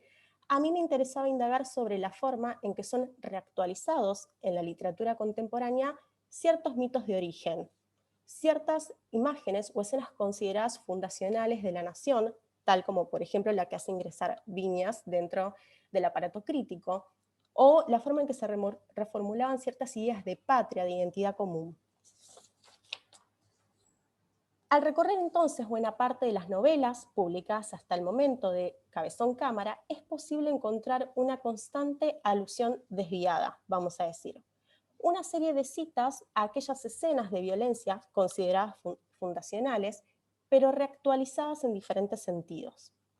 Así, sus novelas, en mayor o menor medida, vuelven sobre escenas de violencia paradigmáticas de la literatura del siglo XIX sobre todo. La sangre refalosa, la mujer cautiva, las violencias de Estado, la violación en el matadero, el poder patriarcal, el niño degollado o el desplazamiento o exterminio de comunidades enteras. Pero la autora no solo trabaja estas reescrituras en el plano temático, retomando ciertas figuras y motivos que además se fueron replicando de forma constante en la literatura argentina del siglo XX y XXI. También la escritora retoma en algunos casos ciertos ritmos, lo que a mí me parecía bastante interesante para traer al análisis de lo que yo quería proponer. Por ejemplo, aparecen los versos octosílabos propios de la gauchesca, para dar un ejemplo. También trae vocabularios propios de ese corpus del siglo XIX, de la tradición literaria argentina. Los procedimientos que hacen a lo que yo identifico como una intervención sobre el canon, en este caso son múltiples, pero sobre todo las preguntas que guían mi análisis sobre estas obras son: ¿con qué clave de lectura y reescritura se vuelve entonces sobre los clásicos? ¿De qué forma, en qué términos o hacia dónde se desplazan los significados arraigados y aparentemente imperturbables, ahora veremos, o por lo menos yo creo que no lo son, de esas obras? En resumidas cuentas, ¿qué máquina de lectura podemos poner en funcionamiento para acceder a la reinvención de sentidos que, entiendo, las novelas de la autora proponen?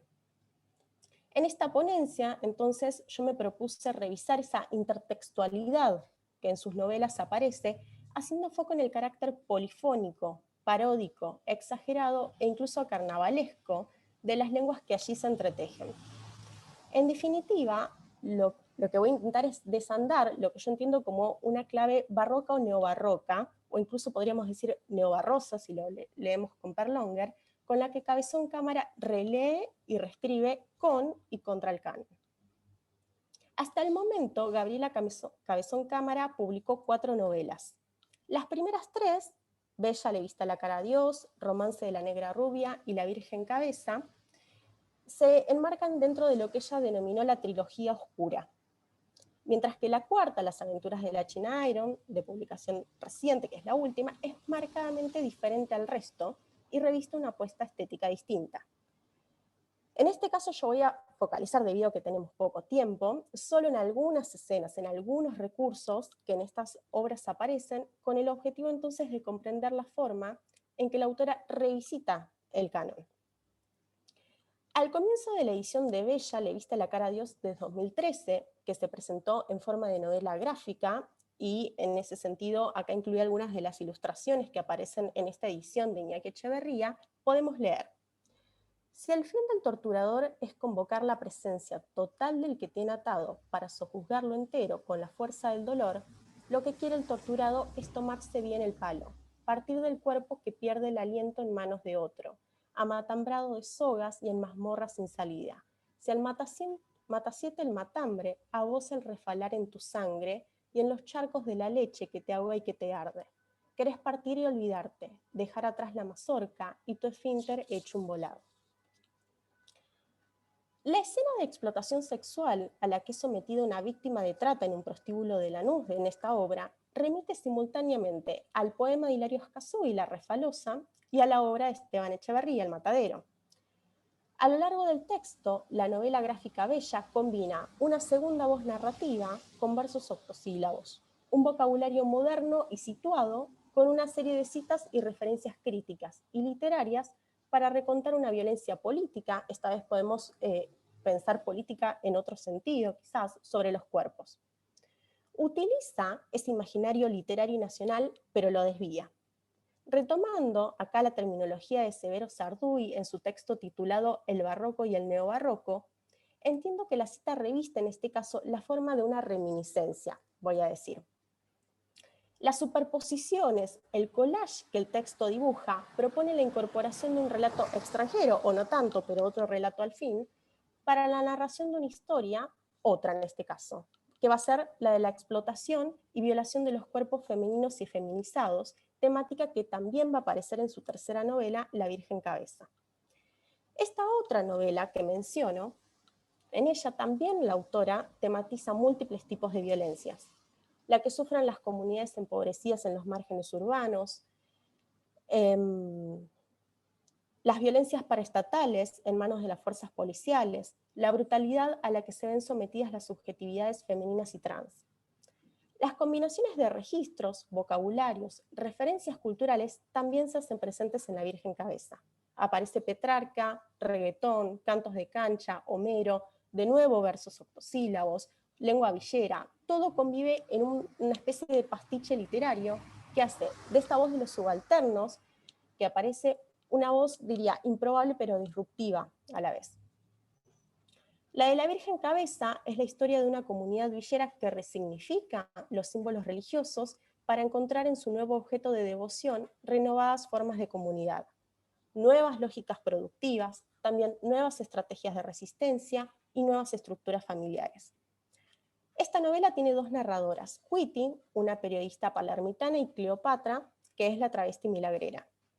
Las narradoras entablan una relación erótico-amorosa y al final conforman una versión de familia alejada de las estructuras tradicionales.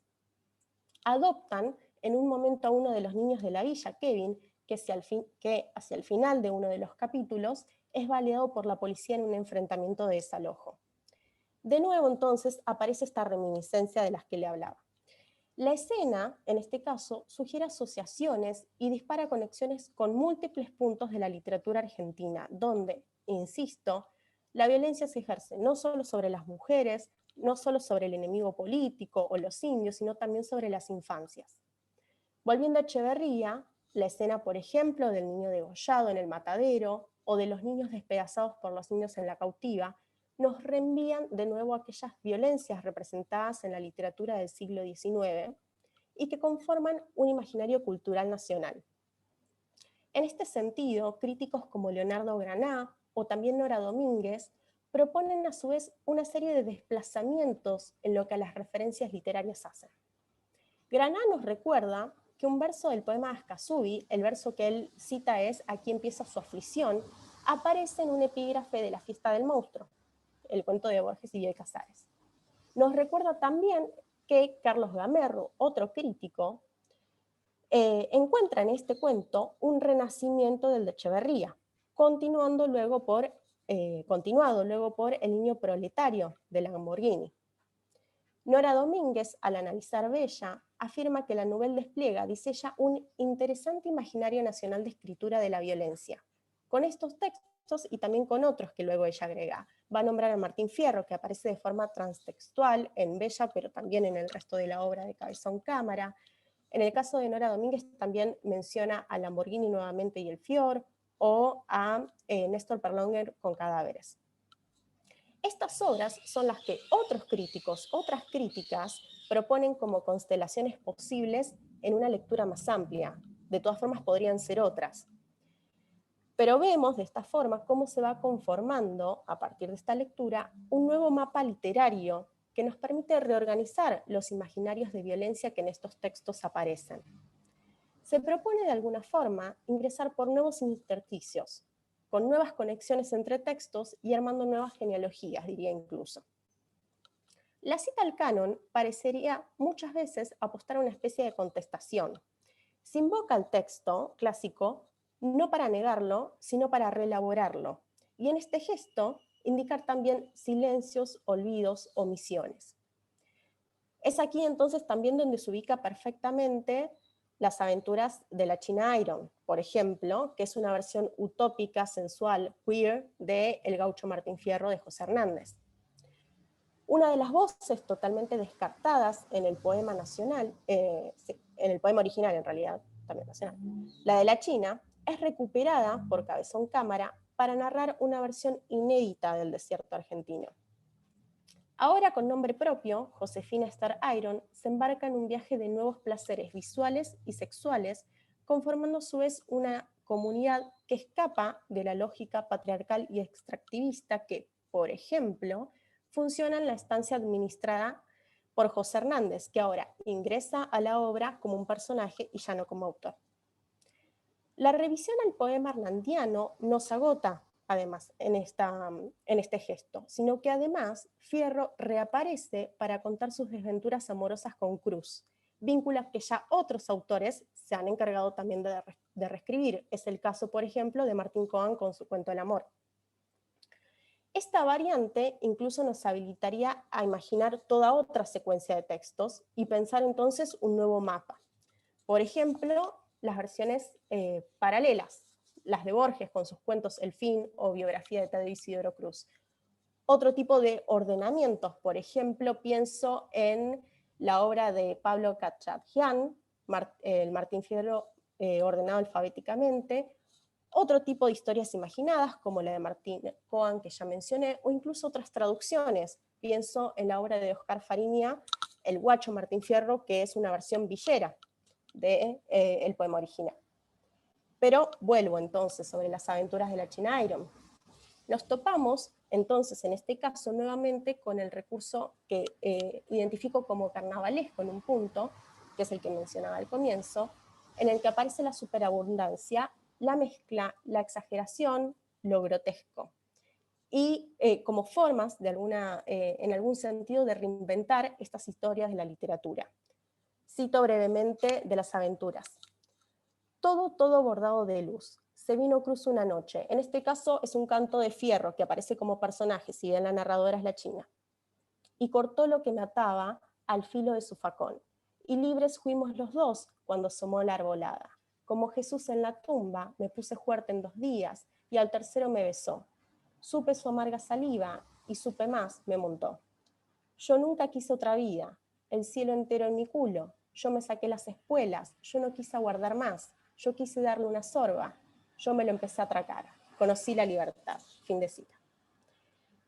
Finalmente, entiendo que estos textos de Cabezón Cámara, en su gesto, el que identifico como neobarroco, neobarroso, entiendo que desestabiliza los códigos lingüísticos que hacen a los sentidos con los que accedemos a la lectura de los clásicos.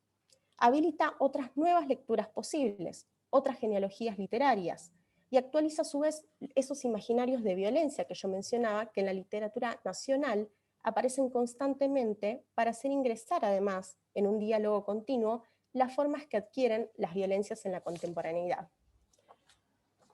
Lo hace poniendo en funcionamiento una máquina de lectura y reescritura, entiendo, de reinvención del presente. imagina otro presente para los clásicos y disputa los sentidos que en ellos se han concentrado.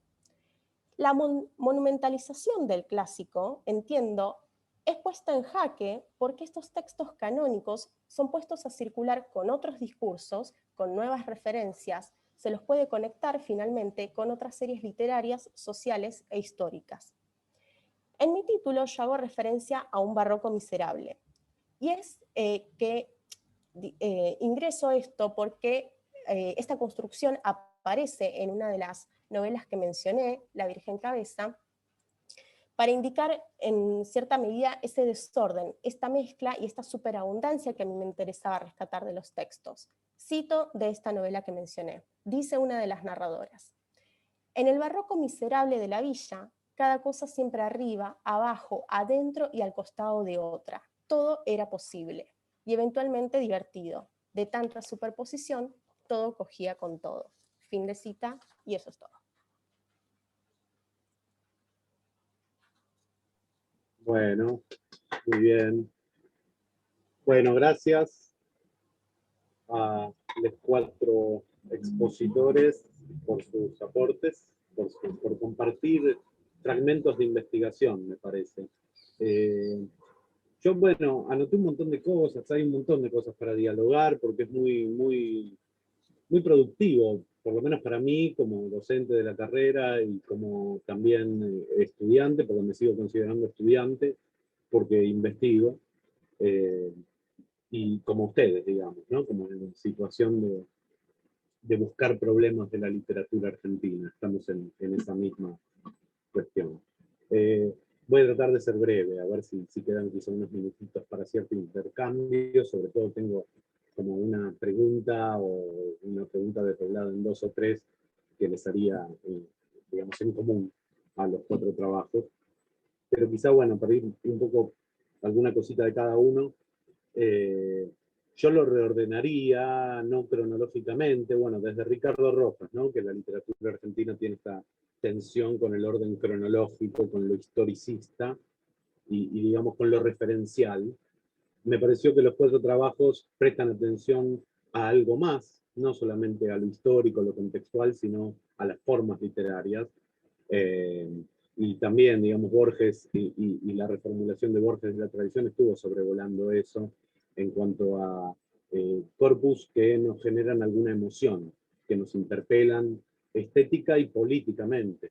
Me parece que hay algo de eso, y por ahí va la pregunta que les haría en general después. Los ordenaría quizá por intereses, más por un orden conceptual, más que cronológico, por lo cual pondría el trabajo de Rocío junto con el de Clara, en cuanto que tienen una preocupación por el género, por las tecnologías de género, como dice De Laurentiis, o sea, por cómo el género marca la escritura, que también es una tecnología. Me interesó mucho y aprendí cosas de estos 2 trabajos que tienen corpus muy diferentes. También me dejaba un poco esa sensación, creo que ustedes presentaron corpus más amplios de los que cabría para una ponencia. Entonces se nota eso y está bueno, y por eso, bueno, vuelvo a pedirle disculpas a Leandro por haberlo cortado. Digamos, hay algo en la comunicación oral, en la ponencia, que tiene que ver con el tiempo, con cierta, no diría reducción, pero con afinar un objeto específico para comunicar en unos 15 o 20 minutos. Y en ese sentido creo que se notaba que ustedes, detrás de estos 15 o 20 minutos que leyeron, hay un cúmulo de preocupaciones y de problemas y de intereses que van haciendo ahí como de fondo una investigación más amplia. Y también en los 4 casos lo que me gusta es como una revisitación del archivo, pero el archivo renovado e incluso profanado, en términos de Agamben, ¿no? Digamos, como volver al archivo, pero ya no desde lo sacralizado, ¿no? Como desde Echevarría, el autor de La Cautiva, por ejemplo, o Lugones, el poeta nacional, o los vaivenes políticos de Lugones, digamos, ir más allá de eso. O Buenos Aires, digamos, otro consagrado del canon de las últimas décadas, bueno, volver a Saer en la década del 50 en esa red de revistas, por ejemplo. Y con eso también están trazando nuevas genealogías, nuevas posibilidades de lectura. Más específicamente sobre cada trabajo, bueno, la cuestión del género como relaciones de poder, me gustó mucho digamos, todo el rodeo que hay en el trabajo de Clara, que puede enriquecer una actualización crítica del Ángel de la Sombra de Lugones. Me gustaron también las conexiones con cierta red también de lecturas sincrónicas ahí, hacia 1916, con la cuestión feminista y las mujeres escritoras de Rojas. Como que ahí está sobrevolando la pregunta de cómo dialogan los textos entre sí y con los contextos. Y bueno, la perspectiva que viene de Armstrong, esto del amor como dilema político, creo que da para más. Me parece que Clara ahí nos dejó un poco con las ganas de meternos más en la novela de Lugones, pero el planteo es interesantísimo, ¿no? Esta protagonista, Luisa, que recibe un castigo por su propia agencia y su resistencia a un linaje. Están efectivamente los temas del melodrama. Creo que el melodrama es un objeto relevante en tu investigación, me parece. Pero ten en cuenta, por ejemplo, lo que dice María Teresa Gramuglio en el prólogo de la edición de la década del 90 de la novela de Lugones, que de algún modo la novela sentimental entraba en tensión con las expectativas relacionadas con la figura del escritor y con la editorial Glaser, que publicaba cosas más serias, digamos. Y sobre todo el melodrama complejizado además con el ocultismo, ¿no? Esto de lo que sabe Luisa es que debe querer para morir, querer y morir. Y bueno, ahí se abre toda la cuestión de lo espiritual, que también conecta de otra manera con Arl, y con las representaciones materiales también. Entonces hay como un entramado del melodrama que tiene que ver con diferencias sociales, de género, incluso de campo editorial y cuestiones de imprenta, que sería como una pata material, cruzado con el ocultismo, digamos, ¿no? Con la potencia de lo espiritual. Pero bueno, me gustó mucho el marco que armaste, la constelación en torno a la mujer, entre el hogar y la lucha, y hay unos materiales ahí que mostraste de la prensa anarquista, bueno, da para mucho más. En todo caso, después, si queda tiempo, estaría bueno que cuentes un poquito más de tu proyecto. Y en cuanto al trabajo de Rocío, bueno, aparecía también esta cuestión de la desacralización del archivo en términos de canon. Interesante, digamos, abordar el canon como una cuestión de poder, de identidad. Y ahí a mí, bueno, digamos, yo noté como en el trabajo de Rocío ciertas categorías que se van superponiendo y que valdría la pena especificarlas, digamos. ¿Qué hay? Hay disputa, hay reciclaje, desplazamientos de sentido, reversión, inclusive lo disidente. ¿Dónde estaría realmente lo disidente? Lo queer, yo creo que lo queer en sí mismo no explica, sino que debe ser explicado. Y en todo caso, estaría bueno explicarlo a partir de la China Iron y además de ciertas tensiones internas en la obra de Cabezón, ¿no? Porque me parece que la China Iron busca justamente con otros cruces sexogenéricos que no aparecían del mismo modo en las novelas previas que vos recortaste. O, por ejemplo, da para también seguir con esa línea de la carnavalización en las representaciones musicales, en la cumbia, por ejemplo, en La Virgen Cabeza. Me quedó picando bueno también, o sea, como buscar más a fondo esta revisitación de los clásicos del siglo XIX, inclusive en sus errores y en sus erratas, ¿no? Porque ahí en lo que citaste, por ejemplo, de Bella, aparece respalar, que es como una mezcla entre la dicción culta con SB, resbalar, que es como lo escribe Echeverría, o por lo menos como lo imprimió Juan María Gutiérrez, el matadero del archivo originario, como que lo escribe correctamente, la norma culta, resbalar. Y Ascasubi saca la S y saca la B también, y es la resbalosa.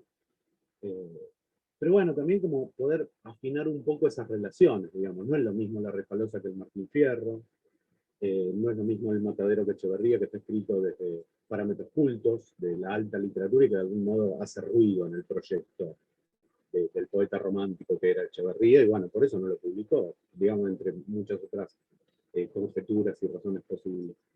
Y sobre todo, lo que vuelve del siglo XIX, efectivamente, como vos decías, tiene que ver, o como citabas de Cabezón, tiene que ver con la violencia política sobre los cuerpos, lo cual también es parte del archivo, digamos, es Piglia, cómo leyó Piglia al Matadero. Y ahí hay toda una línea como un puntos suspensivos alrededor de eso. No es simplemente violencia política, vos lo dejaste ver eso. Sería más una violencia soberana, digamos, de la excepcionalidad de la ley y la diferenciación entre eh, digamos, el hombre y la mujer, pero también lo humano, el hombre como centro de definición de lo humano. Entonces ahí me hacía ruido Viñas. Creo que hay que reformular también eso, digamos, los parámetros desde los cuales leemos la violación en el matadero, ¿no? Una violación digamos, la crítica falocéntrica argentina, ¿no? La crítica del macho de Viñas o del canon occidental de Harold Bloom. Y ahí hay toda una línea de lecturas interesantes que vuelven al siglo XIX, desde lo transgenérico, ¿no? Bueno, Molloy, María Moreno, que ha leído, por ejemplo, a Mansilla, y bueno, mucho más que se está produciendo en estos momentos. Y en cuanto a lo de la violencia soberana, bueno, los trabajos, por ejemplo, de Giorgi, digamos, la serie del Matadero como la ley Giorgi, en las reescrituras, como vos mencionabas, por ejemplo, el Matadero de Coan, donde también se vuelve a esos ritmos del octosílabo de Martín Fierro. Y trato de ser breve. Y bueno, los trabajos de Leandro y de Cintia abrieron el archivo de las revistas, eso está buenísimo, bueno, con Aira y todo el trabajo que viene haciendo los equipos dirigidos por Silvia Zaita y todo ese material, entonces también me dieron ganas de saber un poco en qué circuitos de trabajo se insertan estas investigaciones. De lo de Cintia, bueno, me quedó picando la relación con las vanguardias, está interesante, esa disputa que hay, la figura de Brandán Carafa, también da para focalizarla un poco más.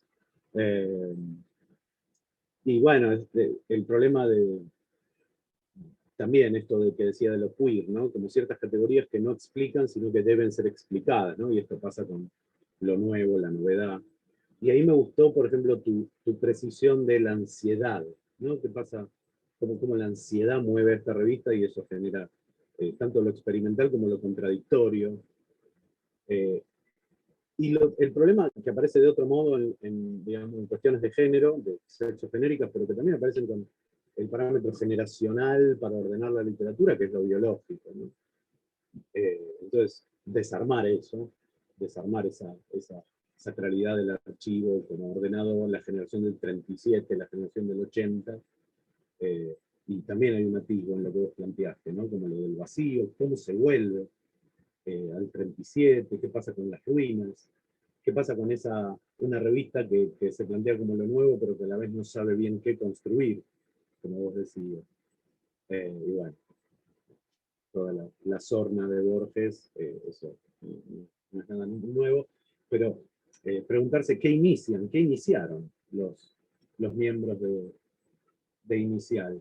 Y quizá poder pasar más del contorno a los textos, ¿no? Me quedé un poco con las ganas, eso me iba a pasar en el trabajo de Leandro, pero en los últimos 10 minutos Leandro se metió a fondo con las revistas, eso estuvo bueno, porque pudimos palpar más la materialidad del objeto. Y bueno, interesantísimo, la red de revistas federales de Leandro. Me parece que ahí ya hay un armado que apunta hacia un plan de investigación interesante, pertinente, justamente porque vos fundamentás la pertinencia del objeto. Me parece que ahí hay una fortaleza de tu plan. El objeto abre una diversidad de formatos impresos, variedad de textos y autores, el cruce con las artes visuales, eso es interesantísimo para seguir. Y ahí también podés, digamos, abrir una línea, por ejemplo, para ver algo de Saer que no fue tan leído en su consagración. Y bueno, todas las tensiones de la inercia victimista del medio local, a lo cual también se le puede agregar como el análisis de lo material, digamos, de la precariedad de los medios, en las culturas periféricas y la superposición de periferias, ¿no? Buenos Aires con respecto a Europa y las provincias con respecto a Buenos Aires y con respecto a Europa, y las provincias entre sí. Y esto, me parece que vos destacás mucho lo migratorio de estos escritores, de la promoción de las revistas federales. Casi como que no tienen opción que migrar, ir y venir como Moyano entre Córdoba y La Rioja, quizá por ciertas limitaciones de los campos provinciales. En fin, no me quiero alargar, tengo mucho más, pero simplemente les dejo picando quizá por si quedan unos minutitos. Me dieron ganas de, bueno, de ver cómo siguen estas investigaciones, dónde están ubicadas. Nada, y eso, cómo están pensando el objeto, este objeto que se asoma como más amplio de lo que escuchamos acá, y qué los interpeló del objeto, por qué se pusieron a buscar eso, y si la carrera les aportó algo en esa construcción del objeto. Eso. No sé si quieren devolver algo a ustedes, queda muy poquito tiempo, pero bueno, abro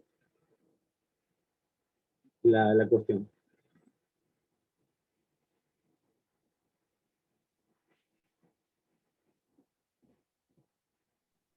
Bueno, yo digo algo brevemente sobre mi objeto.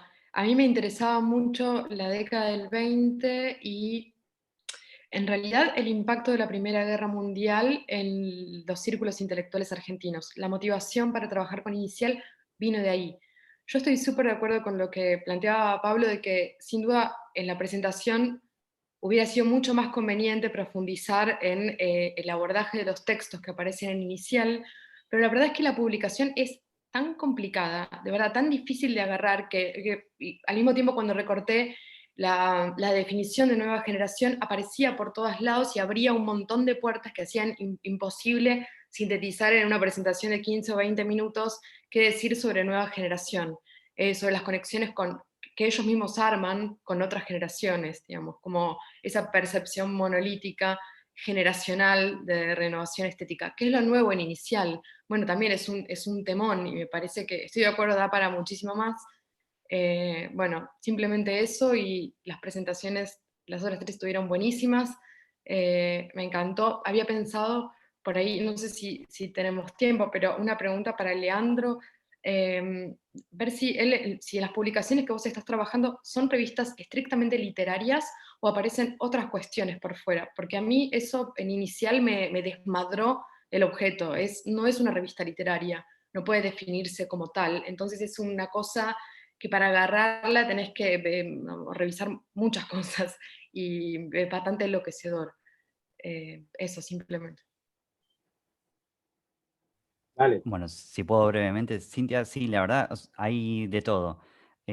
Algunas son específicamente literarias y tocan de costado otras cosas, y algunas otras, como Mediterránea, más ligada a discusiones, o Córdoba Literaria, que no toqué, que son ligadas más a la universidad y tienen otro tipo tienen esto, una variopintos tipo de textos y son difíciles de unificar. Me pasa igual algo similar a lo que vos decís con Inicial, que es tanto, apunta a tantas aristas que es difícil encauzarlas. Espero que pueda haber respondido. De última lo seguimos después por mail o algo, ¿te parece?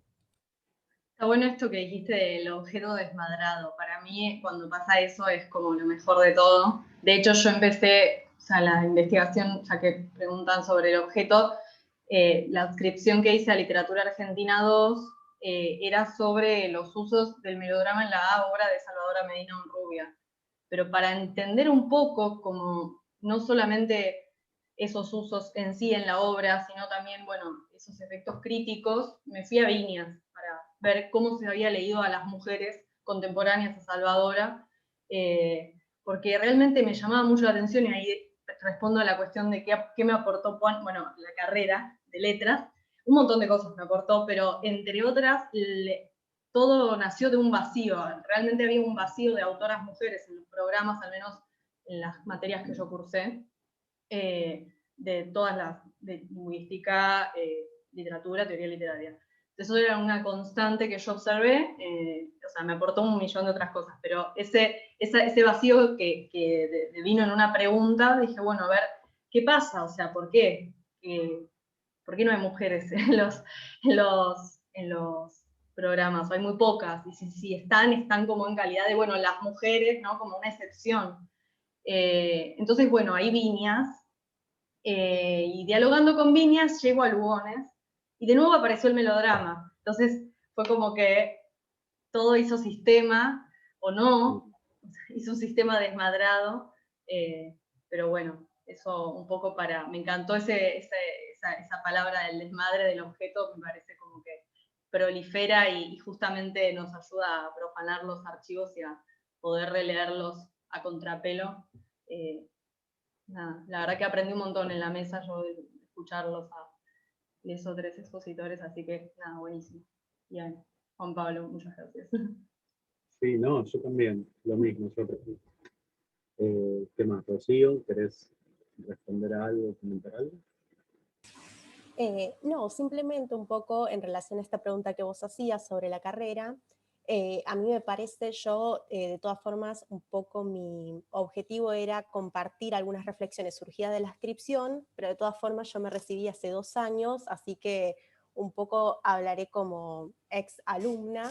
Quizás la carrera te permite acceder a unas primeras lecturas, unas bases de lecturas, bases conceptuales, a partir de las cuales un poco vas armando tu recorrido, y creo que estos otros espacios, los de la inscripción o grupos de investigación o incluso estas mesas, permite quizás un intercambio de otro tipo.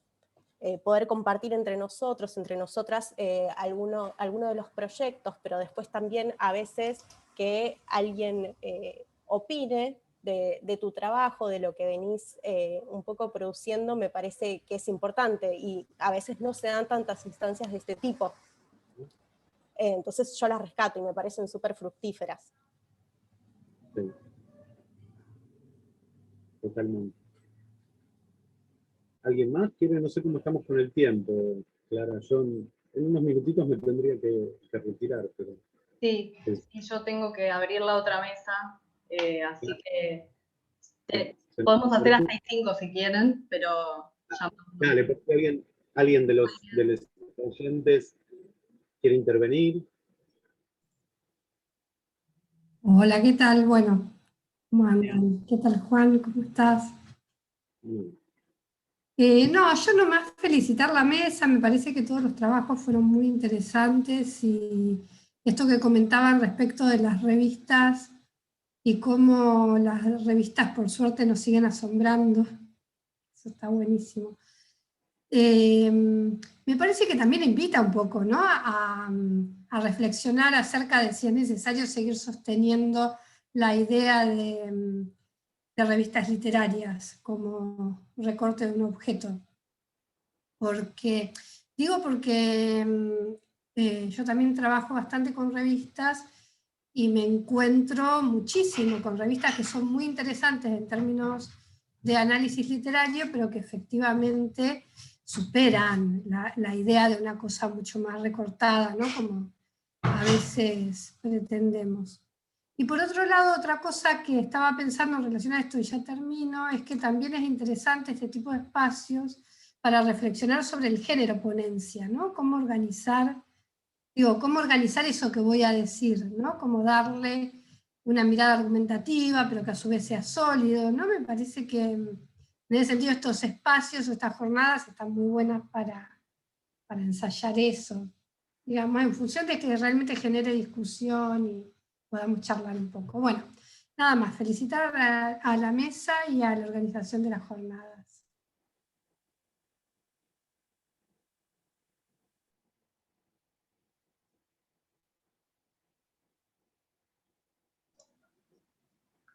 Bueno, muchas gracias. Gracias a todos en el chat. Gracias Marina, gracias Tania. Bueno, gracias a todos por estar. Gracias Juan Pablo de nuevo. Y lamentablemente tengo que salir corriendo, es como que estamos corriendo entre aulas, ¿no? Bueno, en el Zoom. Así que... te liberamos, organizadora. Sí, porque es con esta misma cuenta, así que nada. tengo la Claro. mesa siguiente. Bueno, muchas gracias a todos. Bueno, ojalá nos veamos en pasillo pronto. Ojalá pronto. Chau, chau. Chao.